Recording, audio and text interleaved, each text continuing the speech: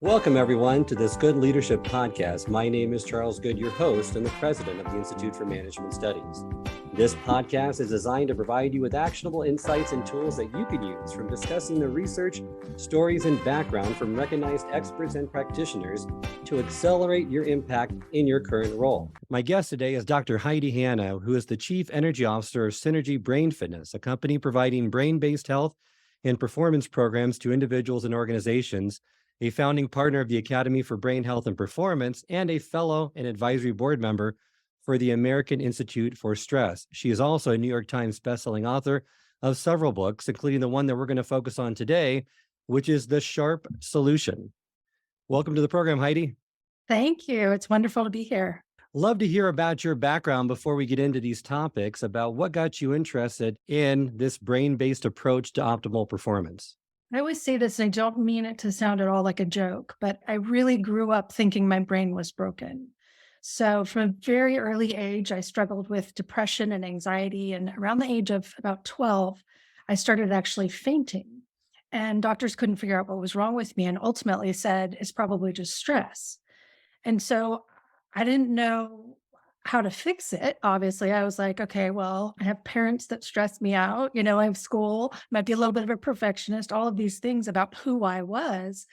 And so it made me feel like there was something wrong with me, that I could have all of this information. And I loved education. I'm a little bit of an education addict, probably.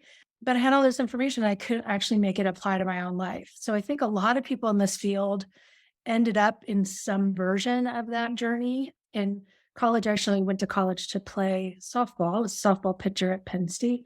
So a lot of the pressures of playing sports really far away from home. And then ended up studying psychology and nutrition and exercise physiology. And then this new field of really kind of cognitive neuroscience and applied neuroscience started becoming more available to all of us in books that I would read. So to me, it was really an exploration and trying to understand how to get the brain and the body to be more in sync, and even the brain and the mind to be more in sync, which is like a topic we could probably riff on for hours if we wanted to. And fortunately, I was able to do that in a few different ways, ultimately ending up working at a company called the Human Performance Institute in Orlando, Florida, which was an awesome experience. It was very stressful because I ended up doing the two things that stressed me out the most, which were public speaking and flying, but really opened my eyes up to the ability to kind of teach these concepts to other people and practice them myself within organizations. And I think that was fairly new at the time. We had some corporate wellness, but really the idea of bringing mind-body practices and research into play in business was still fairly new. And I totally fell in love with that. When you're right, most corporate wellness programs, they really focus on that physical fitness and Right. isolated. They teach strategies that really a lot of people already know. They're pretty basic. But as I like to say, and I've heard other people say, common sense isn't common practice. So it's good to Right. have those reiterated. Yet most people are not doing them and they don't involve that brain body connection, which I love about your approach, how you connect the two, then say that, you must support these strategies with cognitive fitness, correct? Absolutely. Because the biggest gap that I see, and I don't mean for this to sound cliche, but it's so true. I say it over and over and over again, is the gap between what we know and what we do. And so, yes, you may know how to eat, you may know how to exercise, you may know how to meditate. So it's no longer about teaching people really the how. Most people know, or they have access to all sorts of apps and tools that will teach them. But what's the block? What's getting in the way? Why isn't this more important to you? So ultimately, it's the stories we create about what we do that I think are even more important. And I found that with corporations, for example, I think wellness programs will never work until they're embedded into training and development. So taking care of your body should not be something on the side and the programs that cut. I speak at a lot of conferences and a lot of times it's like, well, unfortunately, you've gotten squeezed out again because, they have more business to talk about. And I get that. But when you're talking about things to a body and a brain that can't actually receive it, interpret it, apply it, it's really not worth anything. So I think this has to be that integral to a business performance. And it's why I like talking so much to business leaders and entrepreneurs and people that have the ability to put this program into like peak performance or brain health and performance. It's not about stress management, what sounds really soft and like a weakness, but brain training to have stress resilience sounds really proactive. And I think that's where we see a lot more progress. And you're so right. And you hit on a topic that's near and dear to my heart, because at the end of every episode, I say it's not what you know that makes a difference. It's what you do consistently. And Totally. you have to be able to overcome that information action fallacy. Many people think that, because I know what to do, I'm going to do something differently, and that's not always the case. I mean, people know what it is to be healthy, to eat healthy, to be in shape, but how many people are actually in shape, right? There's Yeah. that big divide between what you know and what you actually do. And that's so critical to bridge that divide if you want people to do things differently. And your program is really set up in 5 phases, and they all provide practical tips, tools, and strategies that people can do right away. So it makes it really easy. It hits on that ability piece, right? Because I think Yeah. part of it is I'm not doing it because it's just too difficult to do. So you start with phase 1, and that focuses on balancing the brain, and you look at the two critical pieces, the brain and the heart, and you name one the CEO and one the CFO. Could you unpack that a little bit for us? Yeah, it's funny because I wrote this book so long ago, but yet I use a lot of these concepts still. I still talk about that in most of my presentations because I think one thing I really like about how I approach my work is the integration between my education and professional experience and my personal. So a lot of times I can see things differently than most people because I've had the struggle on the side. So I'm always looking at how do we simplify these things that are so complex, like the brain, which is so amazing. In fact, somebody I went to a neuroscience boot camp said, if the brain weren't so complicated, we would be too stupid to figure it out. So it's like this never ending kind of exploration into the brain. But with that no do gap, what I usually see is that no one I've ever worked with has said, I want to be overweight or I want to drink too much alcohol, whatever it is, I want to be sedentary and feel awful. It's never coming from the place of the heart, which I think about as the CEO because it's what you want to do. And having worked with a lot of CEOs, and entrepreneurs often actually playing both roles, that's what it comes down to, right? The vision, the values. How do I drive the mission of the organization forward? And so if I feel that way, why is it that I don't actually do it? And to me, that comes down to the brain, which operates totally differently. Of course, it cares what you want, but that's not its job. Its job is to make sure you have the resources to meet the demands that are being placed upon you to be able to do that. So a chief financial officer is looking at the finances, and I could just see a CEO and a CFO in a room together, and the CEO is going off about this project that they want to do. And the CFO is like, I think that's wonderful. We don't have the money. We're going to have to wait, whatever that may be, right? So the organism or the organization has to make changes then to do the best they can with what they have.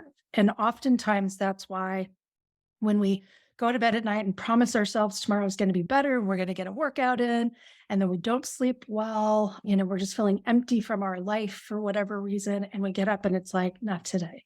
We just don't have the resources. So I think that is the key to understanding our brain, why it works the way that it does, why sometimes it feels like it's moving in a direction very different from what we want, and then starting to think about how can we bring those two things into better alignment, because if the brain has what it needs, then the heart can actually go after what it wants. That's great. And you mentioned in your book, the key to sustainable behavior change is to align the heart and the brain, right? And you must get the CEO and the CFO on the same page so that you can change the behavior by small amounts. I've had BJ Fogg on the podcast in the past with this Tiny Habits program. Love It's a that. great methodology, and you Yeah. advocate for something similar. Behavior needs to just happen gradually in small doses over time so that you don't overwhelm the system. Right. And to me, it's not, I guess I'm a little brain obsessed in the organism. Everything matters. But I think that in this case, what we really want to do is give the brain a win. And it's not just about what we think, it's actually about the chemical messages that happen, like one of the most important being dopamine, which is a motivation hormone. And so when we get a win and it's small, it creates that momentum going forward. I've been using this. I actually haven't said it on a podcast yet, but I've been saying just to my friends that I am actually, I think, addicted to playing golf. And I think the reason is that when you it only takes one, but if you have one really good swing and everything happens the way it's supposed to, my brain is so flooded with dopamine that I'm on the hunt to get it again and again and again. And that can happen with all sorts of behaviors. We just want it to happen with the positive behaviors. You're right. And that's so critical to find those positive behaviors, right? That release the dopamine and get out of the way of those negative behaviors that really are equally addicting. So Sure. to balance the brain, you recommend that really everyone needs to be more deliberate and Mhm. dedicate time to shift your focus away from those stressful or mentally taxing activities and move them into more rejuvenation activities, which we really don't have enough of scheduled throughout our day, correct? Absolutely. I think that the stress research is really clear that it's not so much the stress we experience, but the lack of recovery from stress. So we know everything about the human system is designed to oscillate from heartbeats, brain waves, blood pressure, blood sugar, everything has an up and down. And so our stress hormones and our relaxation hormones are supposed to have a bit of a dance as well. It's interesting that really horrible things that happen to us that cause really acute stress, we're very good at adapting to. But it's the everyday nagging chronic stress that we don't really give a lot of weight to and say, well, everybody deals with that. I mean, think about COVID, right? I mean, that was a massive, massive ordeal that we all went through. But because everyone went through it, it's like, oh, it's normal for us to be drinking too much, gaining weight. There's a million things that have happened during that time frame. But even coming out of that, it's like people think that now we're supposedly out of the worst part of that. And so we should be fine. But what goes in one direction, has to balance. It's just the way the human system works. There's no way around that. And so when I started really thinking about this, I mean, my first focus in my work was really based on nutrition and then physical fitness. And I built psychology into that. I mean, there were all these different pieces, but time and time again, I feel like the faults with those other areas come back to a lack of rest, restoration, recharging. It just goes against not only, I think, in some ways our nature, but really our culture. It's how we've been raised that we have to be producing and we have to be striving and we have to be constantly going. And if we take downtime, it's a sign of weakness. I don't think so. I tell my clients all the time about things like strategic massage. I mean, if you put strategic in front of anything, it works. I'm going to take a strategic nap, right? I mean, it's not just I'm going to take a nap because I'm lazy. It's if I take a nap, I'm going to be able to better focus. I'm going to have better energy, whatever the situation may be. But I think that is absolutely critical. And it is reinforced more and more and more as the books I wrote kind of went along because it's such a missing factor. And I think a big piece is giving ourselves permission and then again, integrating it into our organizational culture, our family culture, because we really need support to be able to do this. Otherwise, we're going to keep dealing with the same negative messaging we've been getting for so long. I like the strategic use of the word strategic. I'm going to start Yeah. using that more frequently. And you state too that when you utilize these relaxation strategies, you're able to meet the three key goals for balancing brain chemistry. And the first of which is recovery, because most of us do not need to do any more than what we're doing. We need to do less. We're usually overstressed. Not many people tell me they're understressed. Right. So it's really that recovery. And then the second part is rebalancing. Take time to pause and get back in tune with what you recommend, which I agree with, your natural breathing process. Maybe you could recommend one that would be beneficial or an app that listeners could go to really get in tune more with their breath and breathing properly. I think in an ideal world, we would do this without external help. It's interesting. If I said to you right now, close your eyes, sit back in your chair, and just notice how your breath feels. Notice your chest expand and contract. For me, I start doing that and I automatically go into guided meditation mode because I do that with a lot of clients. But if you just do that, if you can really bring your attention to how it feels to breathe, You don't need anyone else to tell you how to breathe. You're going to naturally, but the problem is that we are so analytical and in our heads, we're like, well, how many breaths should I be taking? And should I be counting or should I be using sounds? Should I have music? Should it be quiet? None of that really matters. So ideally, we want to get to the place that we can just close our eyes, feel our breath, do that for as long as it feels comfortable. There's no set time necessarily. And if you want to know the exact science, we have seen studies that suggest that breathing in and out to a count of about 5.5 to 6 breaths per minute. So that means about 10 seconds total. So it's about 5 seconds in, 5 seconds out. If you really want to increase the relaxation effect, then we want people to exhale a little bit longer than they inhale. So it might be 4 seconds in, 6 seconds out. The challenge with that is as soon as you start doing that and counting and analyzing, you're kind of moving into a different mode again than just being still and being comfortable in your breath. But I've really found that for a lot of people, it's the only way to do it. They really need something to focus on. The other thing you mentioned is apps, and a lot of the apps will have a guided breath bar, and it looks a little bit different in the different apps. I know Calm has one and it's circular. So you can actually breathe in and out, and it's kind of telling you ideally how to do that. You could listen to music. There's so many different types of music. It could be just any music you like, or it could be something like binaural beats, which you can find on YouTube or pretty much anywhere. And these are designed to have a different frequency in each ear. So you have to have headphones.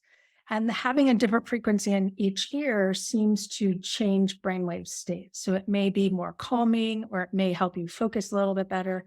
But I think all of those things are really good to experiment with and find something that works for you. So even just setting aside a half hour, once a week or something to just go explore or ask people about things that they've used that have worked, that can be really helpful because it's really not one size fits all, but the goal is that we actually find something we enjoy, that we get a reward from because it actually works. You're right, and we could have a whole episode on just mindfulness and Yeah. breathing. It's a huge area right now. I think it has a lot of potential. A lot of people aren't using it enough. And I agree with you. We shouldn't need anything, but what I found is until it becomes a habit, we have to be prompted, right? We have to Right. be incentivized some way to make sure that we're using it frequently enough to see the positive impact with that kind of practice that we're engaging with. Yeah. And I would say the other piece of it is that mindfulness is not always very comfortable because a lot of us run our lives at such a pace that allows us not to really have to feel emotions. And I don't want to get too far kind of down that rabbit hole, but most of us have pains and griefs and challenges and all sorts of things going on a daily basis that we can push aside through work and drive and, accomplishing things. And so when we're really mindful, some of that stuff can bubble up and actually be very challenging. So even within the mindfulness and meditation space, there's different practices that can be more beneficial for different types of people. Completely agree. Let's move to phase two of this approach, and that's engaging your heart. So we've talked about the brain and the heart, but the heart has a critical role to play in this process as well. Absolutely. And I think this, for many people, ends up being the real sticking point. And that is, it seems like we talk about it all the time, but I don't know how much we actually practice this. Simon Sinek, Power of Why, and just how many things we have around purpose. My former mentor, Jen Lair, wrote a great book called The Power of Story. And just even with athletes, like what's the story you're telling yourself that's moving you in a particular direction? So if our heart is engaged with purpose and meaning and drive and all of that, and the brain is out of balance, then we know we're not going to really move forward as our best self. But if the brain is really ready to go and has nowhere to go, that can be really challenging as well. So it's really about connecting to our values. I find this one honestly really challenging because I think it's something we need to go over and over and over and over. It's not like we have a purpose statement at one point and it stays the same. In some ways, it's like, what is my purpose or my interest in being alive today? I have several colleagues of mine that have that practice before they put their feet on the ground to say, why am I here today? So there's a whole spectrum of kind of where we lie in that. But I think it is really important to kind of know what's going to drive us and why, even with things like, nutrition and fitness and sleep and meditation. Just knowing a practice is good for us doesn't seem to be enough. You're right. And not only just having a purpose statement for your life, but you recommend write a purpose statement each morning before you start your Yeah. day. Yeah. Read your purpose statement throughout your day, possibly put motivational statements, photographs, something that inspires you so that you're priming the environment the right way to fulfill that purpose. Yeah. I'm laughing listening to you thinking people are going, oh my gosh, what does her house look like? Must be motivational signs on the mirrors everywhere. And that's not the case, but I know, you know, there are times for those things. Like, I don't think that you set it and forget it. I know for a while, one of the things that helped me the most was putting a post-it note on my computer and it said, you will not get it all done today. Deal with it. And if that was always there, I'd start to tune it out. But I would do it when I was feeling extra pressure about something. And it kind of made me laugh at myself. But it also helped guide me back to the purpose, which for me usually has to do with showing up with the best energy that I have for the time that I have. So, but that could mean different things in different situations. So I do think that the external factors, I've got stress monkeys, and yes, I do have some motivational posters and pillows and things like that. Those things are really helpful, but also in the morning, kind of setting an anchor. So I've actually shifted a little bit away from a purpose statement every morning to a focus phrase or an anchor statement, because I think the shorter it is, the easier it is for us to go back to it. And it could also be an image, a color, a sound, but it's something that just brings us home to what's most important. It's so easy to get distracted in all the other stuff. Could you provide us with some examples, maybe of what you used or what you have found to be effective? I mean, this one goes back so far, but having a statement like be here now can be very helpful. A lot of people who've known me for a while know that one of my favorite things is this little stress monkey. And when you squeeze him, his heart pops out. And I keep them with me. I also give them away to people that I meet that I think might be helpful for. But to me, this is being more playful and leading with my heart. So instead of having a statement that says, I will be playful and lead with my heart, I have this, it's in the corner of my eye, and it reminds me that if I'm having fun and if I'm truly like leading with love and with my heart, I'm gonna have a good experience and I'll have the best chance of impacting other people. But my colleague, one of my best friends, Dr. Evian Gordon, for him, the symbol is a circle. He paints, and so he'll paint circles into things. He'll have different rings or things. So it's just that idea of having that kind of grounding, connecting thing to go back to. And I would say, I don't think it should be something necessarily that you wear every single day, the same thing, because I think that starts to lose its potential, but something that, you may use for a period of time. Great advice. Thank you for providing those examples. Now, the next phase is perhaps my favorite, and really what I see a lot in leaders is that they're unable to focus their mind. I love the statement you put in there. I don't know where you got it from, but it's been said that we only spend 10% of our time in the moment, 50% anticipating of what's ahead of us, and 40% of on what we're reflecting that's behind us. I mean, that's a sobering statement to Yeah. state that we really need to spend more time in the moment if we're really going to enjoy our life, correct? Yes. And we are in a situation, in a culture and an environment that just does not support being in the present moment. Obviously, when we're born, we are totally in the present moment. That's all we can do, right? Is just try to survive. If you're around little babies, they're like totally focused on your face and your emotions or trying to figure things out. But then we just get saturated by things wanting our attention. And most of those are unfortunately addictive things. They're not bad things, but technology, the news, entertainment, gaming. I mean, I could go on and on and on about things that aren't necessarily bad for us, but are in their nature highly addictive to the way that our brain works. So we really, at this point, are kind of trying to go back and correct something. It's a bit of a mental deficiency that we can't pay attention to something for longer periods of time. And I think, especially to people. And unfortunately, you can see this again culturally in people spending time together, but being very distracted on their devices. It just happens all the time. So everything that we do, every habit that we have is training the formation of these structures in our brain, they're going to push us in that direction. So it may seem harmless, but every time you pick up the phone and check, every time, you stop at a traffic light and you just check real quick. I mean, all of those things are just forming those habits. So now when you're with your child and you're trying to pay attention, there's this pull. So even if you're not checking your phone, you're thinking about it. So I think that's one of the challenges, but it's also where there's a lot of hope is that we can retrain the brain in new ways. It's just not going to feel comfortable. So sometimes we have to force it on ourselves by turning those devices off. One of my favorite things to do is to put my phone in airplane mode when I'm not on an airplane, just because it's like a relief that nothing's coming in.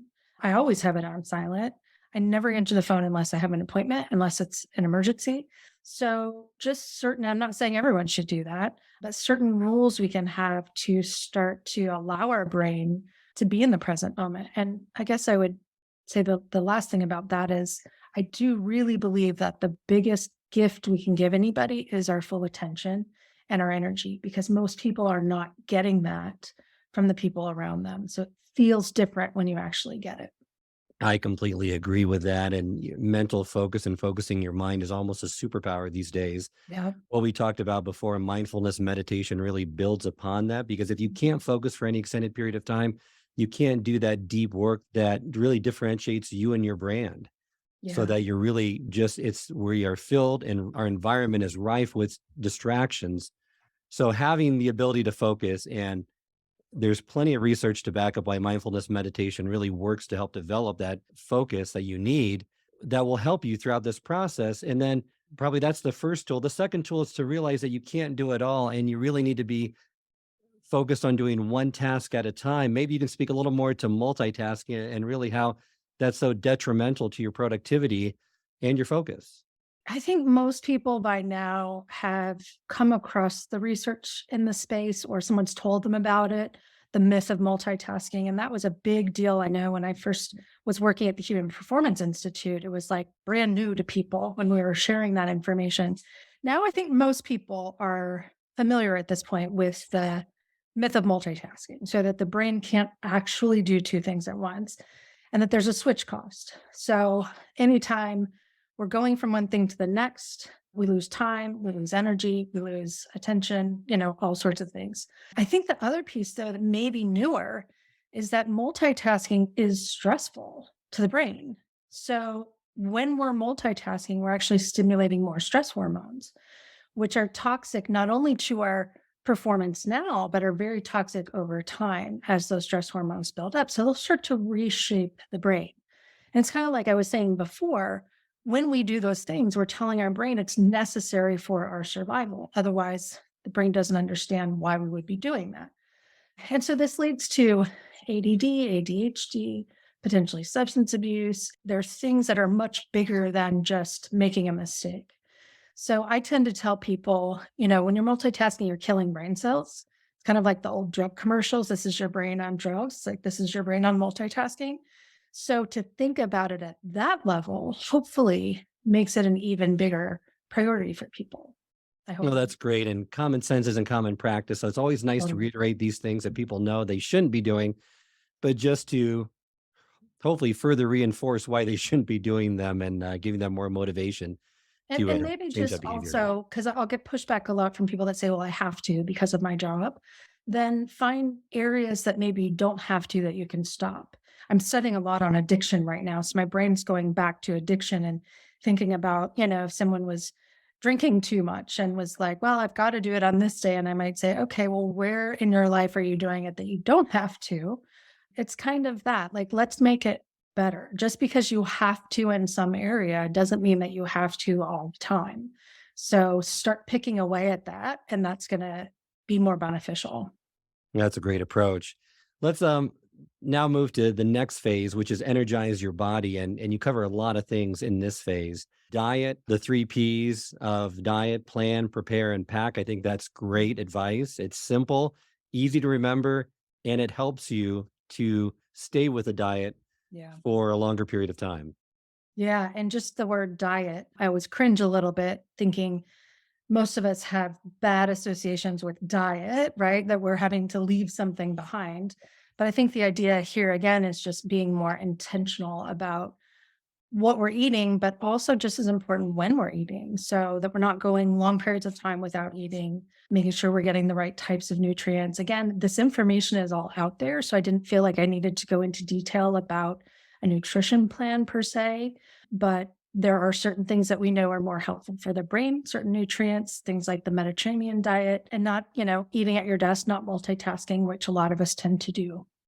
And even that structure that I stated with that plan, prepare, and pack, I mean, that's a useful framework for people to say, okay, great. I need to plan out my diet in advance, what I'm going to eat. I need to prepare, make sure that it's there and it's convenient for me. So it's Yes. located in my fridge and pack so that I'm not caught off guard, right? On a work lunch, or, I'm at work and I don't have anything to eat for the day. So I'm just going to go to that fast food restaurant down the block. Right, right. So Yeah, I that's think so critical. it's so important. And a lot of times I would say healthy snacks are really important for that in between time so you don't get overly hungry. And I also personally, because I live by myself and so I'm not providing meals for more than just myself, do a meal delivery service. So I can actually specify, I want a lower calorie, organic or whatever. And I get like maybe 5 meals a week. I don't even do it every single day.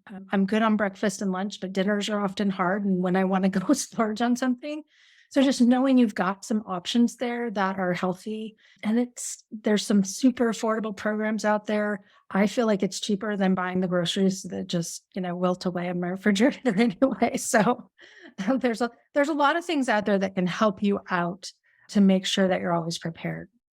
Great advice. The other part of this, which really I think doesn't get enough attention these days, is sleep. We spend about a third of our life asleep. Yet, how much do we really spend time and resources on making sure the quality of our sleep is where it should be? I mean, I know I'm guilty of this as well. I don't know the last time I replaced my mattress or pillows, but when you think about it in terms of a third of your life you're spending in sleeping and what effects it can have on your productivity, on your mental and physical health, we should all be looking at this area of our life and focusing on it more, correct?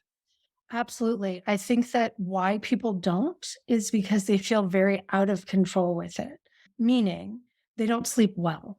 So no one wants to go to bed early and lay there and toss and turn and think about all the stuff that they should or could be doing for the next day. So there's a lot of strategies we can use. And I'm sure I talk about them in the book of ways to help create better, what we call sleep hygiene, the things we do before we go to bed. But I also find so much of our ability to sleep is really what we do during the day. So we know that physical activity, especially some aerobic exercise, doesn't have to be a lot, can help us to sleep better because we're training the brain and the body to go into that recovery mode after some sort of stress, which we get through exercise. But I think it's also the pace that we go at. So because we're going and going and going and not taking a break, our stress hormones are elevated so much throughout the day that by the time we get to the end of the day, there's kind of a surplus of an elevated cortisol pattern essentially. And then if we don't sleep, we don't do a good job of rebalancing that. So we end up waking up with low cortisol, which should be high in the morning to help us to wake up and have energy. And then it's reversed to melatonin production. So we at night have high cortisol and low melatonin, which should help us sleep. And in the morning, we've got the flip and we feel tired and lethargic. So it's a bit of a vicious cycle for sure. I think there's little things we can do and really be mindful about that during the day. If we get some physical activity, if we're able to take some breaks where we're not on technology and really minimize, especially later in the day, how much technology we're using. It's not that technology is bad. It's just there's no rhythm to our day anymore. We can work constantly. So if we're still working on a computer or a phone or whatever device, you know, 2 hours before bed, we're still working. So we're still producing. We're not getting into that natural cycle of coming back down, having a meal, having conversations, going for a walk, taking a bath or a shower, doing some yoga, listening to music. I mean, there's a million things we could come up with. And then just our sleep environment is super important too. I just finally got some blackout shades for the room that I'm staying in right now because there's a light right outside my window. So even at night, it was really bright. So having shades, having the temperature set a little bit cooler than most people probably do. I think the ideal temperature is actually about 68 degrees for sleep. And I will just say one amazing resource. A good friend of mine, Dr. Michael Bruce, is known as the sleep doctor, and his website has tons and tons and tons of recommendations, gadgets, devices, all sorts of things that can help people get better sleep. All right, so now let's talk about that fifth and final phase, strengthen your community. This will help build support by connecting you with others. Investing in social capital is so critical to your brain health. Why is that, Heidi? It's funny because I'm thinking about the time that I wrote this book, and I'm not even sure I was as aware as I am now of the importance of social connection. I might have even put it as the first chapter now. And I think that's because of a few different things. One is there's some incredible research on loneliness that shows that feeling lonely is as hazardous to your health as smoking 15 cigarettes a day. Wow. And so I always tell people, don't go smoke with your friends. I'm not advocating that. I still think that, we probably shouldn't smoke cigarettes. But what feeling alone does to us is it signals a threat. We are very communal beings. We always have been. In today's day and age, we've gotten very scattered. Even in the addiction research I'm looking at now, I've just been amazed by how critical those social connections and attachments are, and so young, like before we could speak. It's not so much actually what's happening as it is the perception of what's happening, which means that two people in the same situation can have totally different outcomes. One person could feel deeply connected to three really good friends, and someone else could be around thousands of people and feel totally disconnected. And I remember what that was like at a point in my career when I was around thousands of people traveling and speaking, but none of them were, connections that I would have on a regular basis. And one time I came back to the airport in San Diego and my battery was dead in my car. And I was like, I have, I don't know, a few thousand connections on social media. I don't have anyone to come pick me up. And it was just, and I laugh because I tend to laugh at myself in situations like that. But I actually made a different choice to start making it more of a priority to have connections. It's not so much how many you have, it really is that feeling of connection. And you feel like there is someone in your life that you can be your authentic self with. And I do think that that's really important. Quality over quantity definitely makes a difference. And For having, For sure. And I found that's why I think organizations, whether it's entrepreneurs organization, YPO, different groups of people who can come together, who may be leaders at their organization and not able to share their challenges, can get with peers and actually be really authentic with each other. You're going to see a radical improvement in brain health for those people. well, thank you for providing that insight around connection. I do think it's so important. We hear a lot about quiet quitting. We hear a lot about loneliness these days, Yeah. especially since we're in a more virtual environment now where everyone's doing remote hybrid work and not everyone's back in the office. So that's a critical piece that I think a lot of people still leave out. But the sense of connection and wanting a connection has become stronger in the last year, especially from what I've noticed. Yeah. Absolutely. For me, as an introvert, a lot of people ask me about that. It's part of why I play golf. I'll go play by myself, but I'm put with three other people. So I'm connecting with them and I make friendships through that. If you can find an activity or a hobby or a cause or something that you can get behind, you can go be social in activities that go beyond, going to a meetup or going out to parties or bars or whatever it might be. Well, and that's good. I'm glad you made that distinction because a lot of introverts listen to this. We had a great podcast just a few weeks ago with someone that's devoted her research to introverted leadership, and it's finding ways for them to connect socially that's not as intimidating as just going out to a networking event, right? There's lots of ways you can do it. So thank you for providing that. Sure. As we close this episode of the podcast, I'd like to always end it with a final tip of advice or action our listeners can take so they can be more intentional on their optimal performance. If they could do one thing first, Heidi, what would that be to increase their performance? What is coming to me at the moment as you were saying that is to really think about what you would have to tell yourself to make like a self-care commitment. And specifically in this case, I mean that recharge piece. So finding a way, not just vacations or on the weekend, but finding something daily that you could commit to as part of recharging your own battery. And not just what that is, but what's the story you're going to have to tell yourself to do it. When I committed a while ago to getting massage regularly, and I really believe this, it's not a made up story. The only way I can continue to travel and be on stages and do things that are really stressful for me is to get physical massage and release the tension and those types of things. So whether you're doing it for your family or for your company or, for some goal that you have within your organization, I think to tie those two things together and then really make the commitment and share it with somebody for accountability, I think would be a great takeaway from this conversation. That's a great bit of advice. Thank you so much, Dr. Heidi Hanna, for being on the podcast today. Remind our listeners how they can get in contact with you. Sure. My website is HeidiHanna.com. I also have several courses on LinkedIn, so feel free to connect with me on LinkedIn and do make a note that you connected with me from this podcast, just to make sure that I accept the connection right away. Wonderful. Thank you again for being on the podcast today. All right. Thank you. Thank you for listening to this episode of the Good Leadership Podcast. I hope you enjoyed this deep dive into this topic and all the tips and tools that were shared. If you enjoyed this episode, I encourage you to share with others and post about it on social media. As always, you can head over to my LinkedIn page where you can see all the latest articles and posts from me. You can also go to our YouTube channel, which has video recordings of all the episodes of this podcast, along with bite-sized segments called single servings that are designed to answer your most pressing leadership and management questions. I look forward to serving you in the next episode, so hit subscribe and I'll see you then. Remember, until next time, it's not what you know that counts, but what you do consistently that makes a difference.